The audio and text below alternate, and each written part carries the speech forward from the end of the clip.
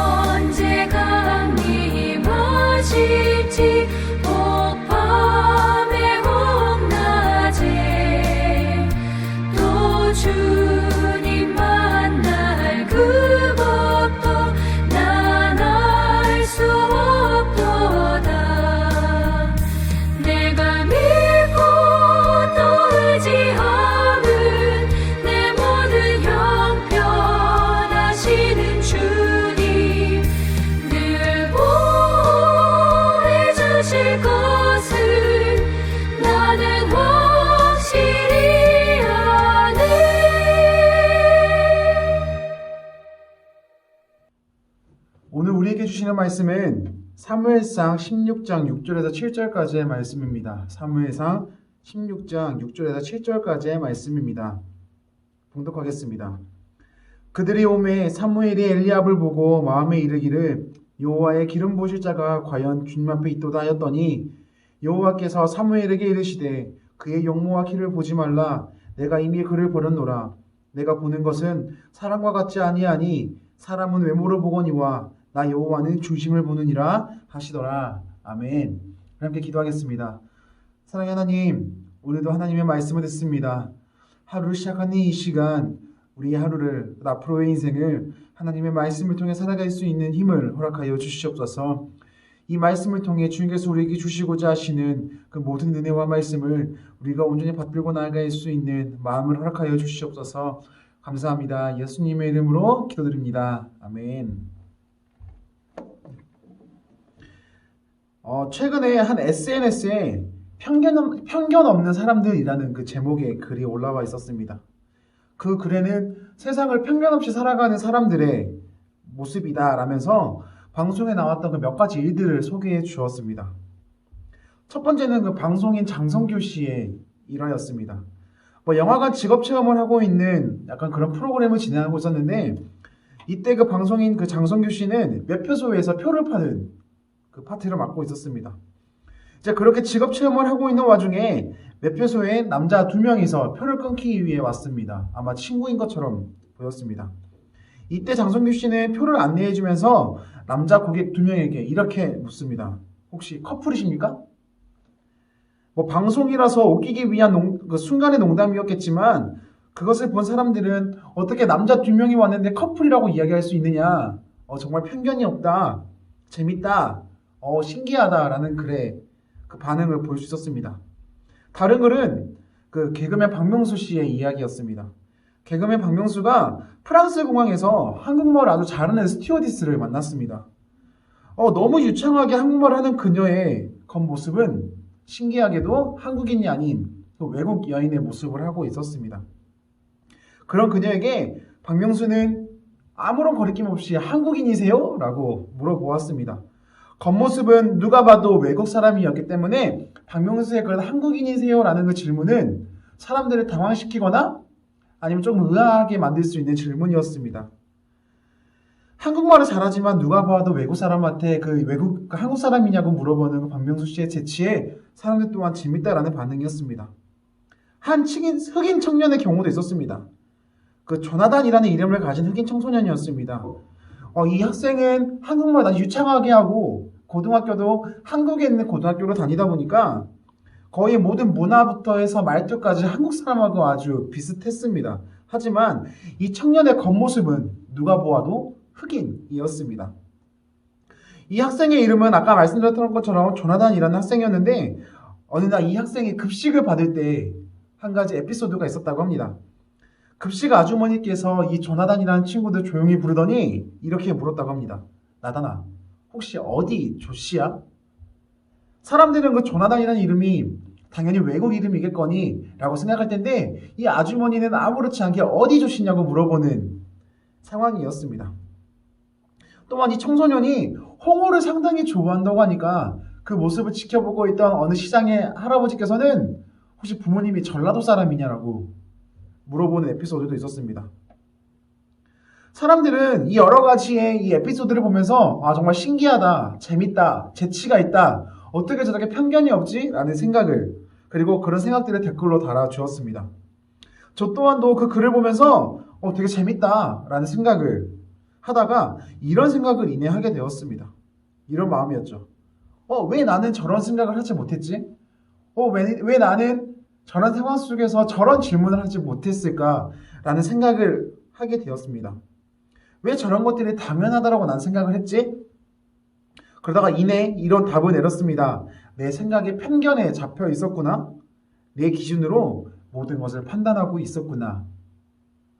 오늘 말씀은 사울을 버리신 하나님이 다음 왕을 세우기 위해서 사무엘을 이새의 집으로 보내시는 장면입니다.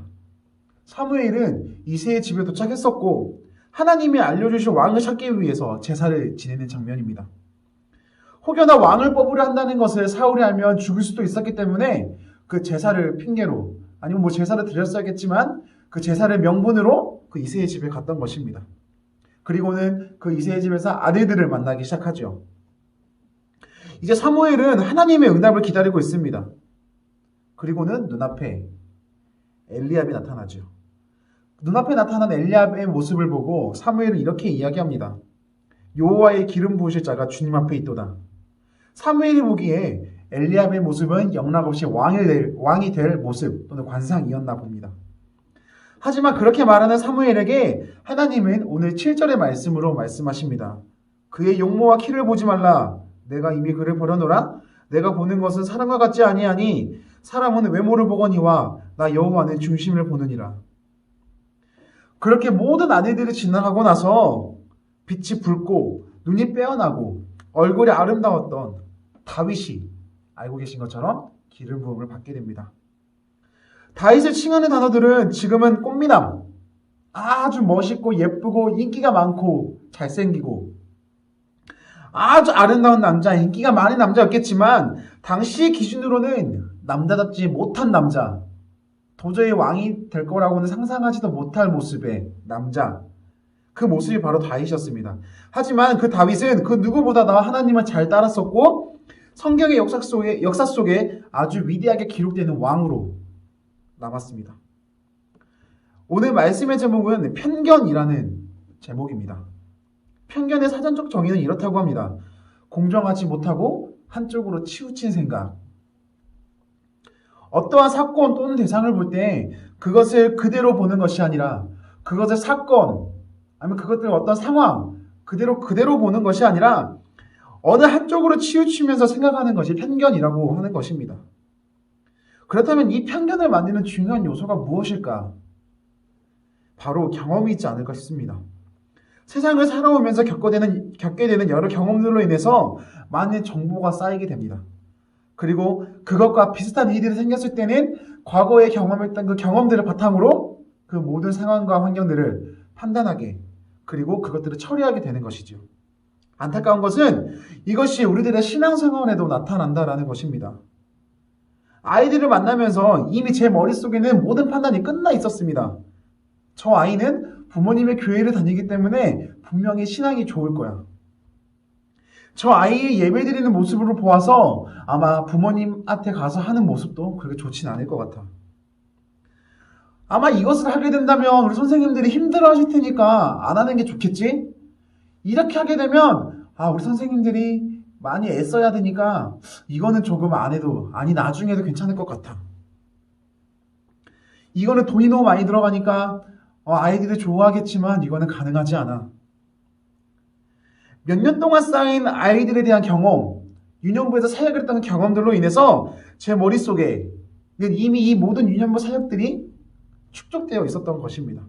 그래서 그것들로 인해서 새로 만나는 아이들에게 최선의 노력보다는 합리적인 대응을 하고 있었던 제 모습을 발견하게 되었습니다. 사역한 지 5년도 되지 않은 이렇게 어린 전도사에게 나타나는 이런 편견이 10년, 20년, 30년, 많게는 50년, 60년 그렇게 신앙생활을 하고 계시는 우리들에게는 나타나지 않을까요? 사무엘에게는 왕이라고 했을 때에 떠오르는 이미지가 있었나 봅니다. 엘리압을 보자마자 하나님, 이 친구가 왕이 될 친구인 것 같습니다. 하나님, 이분 말씀하셨던 거죠? 여기 있습니다. 하나님이 말씀하시기 전에 본인이 왕을 정하고 하나님에게 이야기를 합니다. 왕을 알려주겠다라는 하나님의 말씀이 있었는데도 불구하고 말이죠. 그렇습니다. 우리들의 생각이 그동안의 경험이 편견이 하나님의 일을 막을 수도 있다라는 것입니다. 막을 뿐입니까? 전혀 다른 길로 정반대의 길로 그 하나님의 모든 일을 막을 수도 있다라는 것입니다. 매 순간 하나님에게 우리들의 귀를 열어놓지 않는다면 우리들은 우리들의 생각과 경험, 그 편견으로 하나님의 뜻인 마냥 모든 것을 행하게 될 것입니다. 그러고는 하나님의 뜻대로 됐는데 왜 제대로 되지 않았느냐? 하나님은 우리들의 이야기를 들어주시지 않으신다. 그렇게 불평하면서 원망으로 살게 될 수도 있습니다. 사실 오늘 이 설교도 제 스스로에게 더욱 크게 다가오는 하나님의 말씀입니다.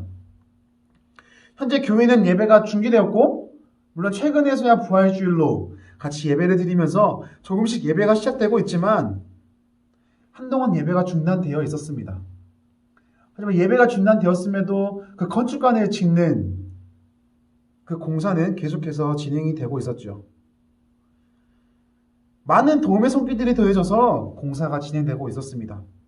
집사님, 권사님, 장로님, 또는 전도사, 목사, 가릴 것 없이 도울 것이 있다면 손발 걷어붙이고 나와서 그 여건이 가능한 대로, 환경이 허락하는 대로 그렇게 도움을 주시는 모습들이 있었습니다.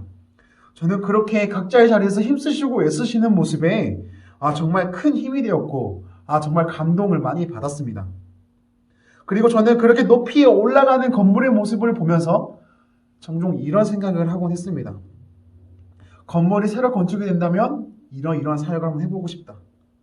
아이들을 위해서 이런 것들을 하면 되겠고, 이런 것들이 들어간다면 정말 좋겠구나. 음향은 이렇게 들어왔으면 좋겠고, 이런 시설이 있다면 아이들이 너무 행복할 것 같다. 너무 재밌게 사역을 할 수 있을 것 같다. 정말 새로운 환경에서 사역을 할 수 있을 것 같다. 그렇게 아직 완성되진 않았지만 그 완성되는 곳에서 이루어질 모든 사역들을 기대하면서 설레했었습니다. 그런데 이 새벽 설교를 묵상하고 함께 원고를 작성하면서 제 마음속에는 이런 물음이 들어왔습니다. 좋아.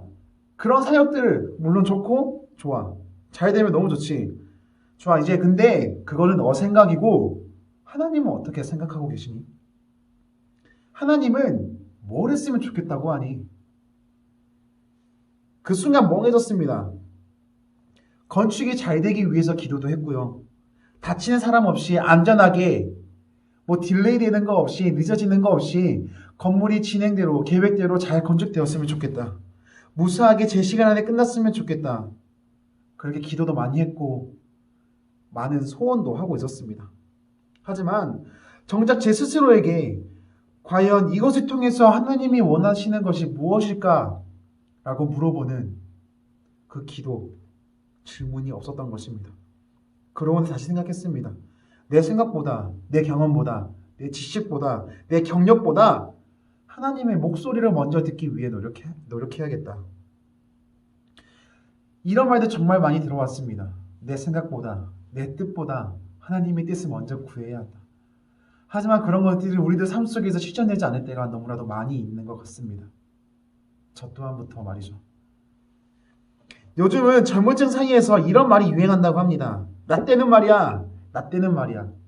선배들이 후배들에게 옛날 이야기를 꺼내면서 질책 또는 조언 또는 훈계 같은 걸 할 때에 그 모습을 비꼬 와서 그 언제 시대의 이야기예요. 그런 이야기를 하고 그래요. 그런 것들을 빗대어서 풍자식으로 이야기할 때에 저런 말을 씁니다. 저 선배 또 나 때는 말이야 쓴다. 무슨 또 나 때는 말이야 야. 언제쯤 나 때는 말이야 야. 나 때는 말이야. 나 때는 말이야. 근데 어느 순간 하나님에게 이런 말을 하고 있을 수도 있을 것 같습니다. 하나님, 제가 이거 해봐서 아는데요. 이렇게 하면 애들이 모일 수가 없어요. 이렇게 하면요. 돈이 너무 많이 들어가가지고 부서 운영이 이루어질 수가 없다니까요. 다 알아요. 하나님 마음도 저는 아는데요. 이렇게 한다면 저희들은 아마 못할 거예요. 하나님, 저 때는 말이에요. 참 그렇네요. 하나님이 만약 이렇게 해주신다면 아이들이 더 좋아할 수도 있을 것 같고 성도님들도 좋아할 수 있을 것 같으니까 협조 좀 해주세요. 그런데 하나님, 이거는 상식적으로 말이 안 돼요. 그러니까 그렇게 안 하셨으면 좋겠습니다.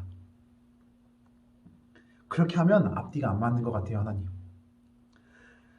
어떠한 생각이 드십니까?